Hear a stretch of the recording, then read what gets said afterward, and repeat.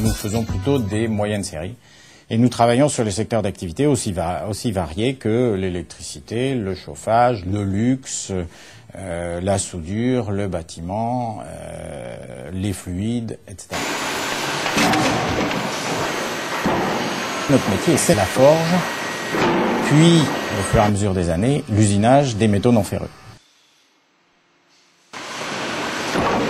Nos clients qui au départ étaient français se sont internationalisés et donc ont implanté des usines sur les nouveaux marchés. Et à un moment ou à un autre, nous avons dû nous poser la question face à ces clients qui s'internationalisaient.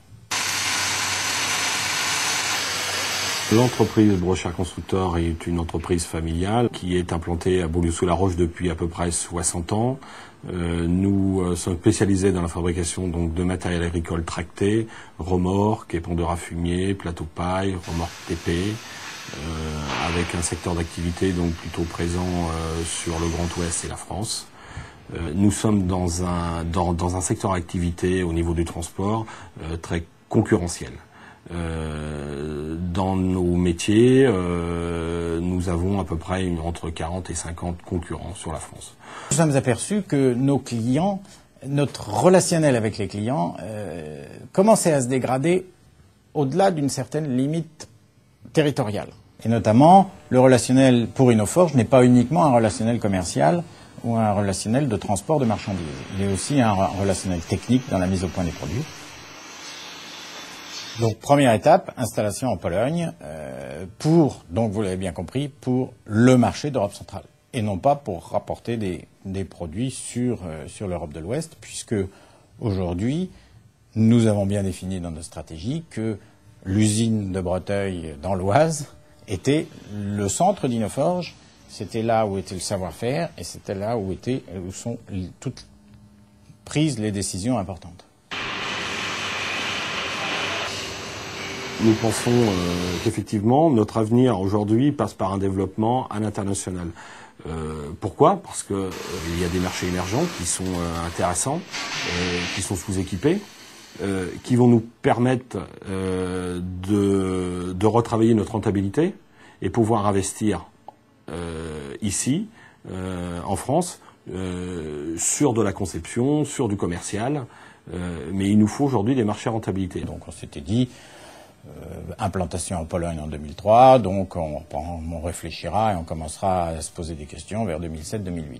Sauf qu'il y a un de nos clients principaux qui est venu nous voir en nous disant « Je suis client chez vous, important, et j'ai 2 usines en Chine et je cherche un fournisseur qui soit capable de faire les produits que vous faites.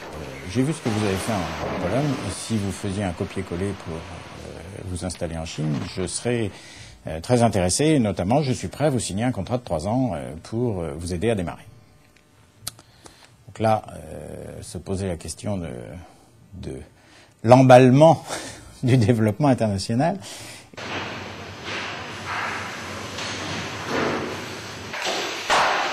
On a 4000 m², l'entreprise c'est 48 personnes, on ne va pas doubler comme ça demain notre chiffre d'affaires. Donc il y a forcément une évolution à faire au niveau de notre outil de production et de notre organisation.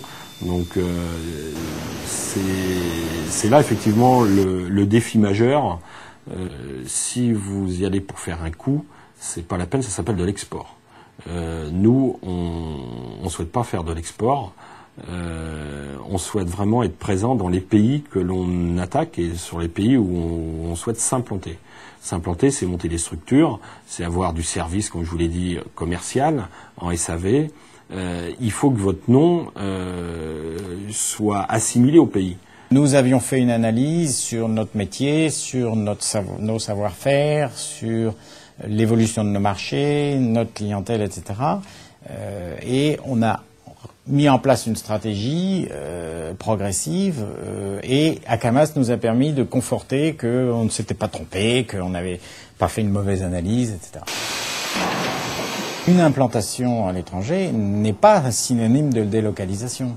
Une implantation à l'étranger, en ce qui nous concerne, c'est un développement et les retombées sont très importantes sur notre usine française. Je vous dirais par exemple qu'aujourd'hui, nous exportons plus sur la Pologne que que des échanges Pologne-France se font.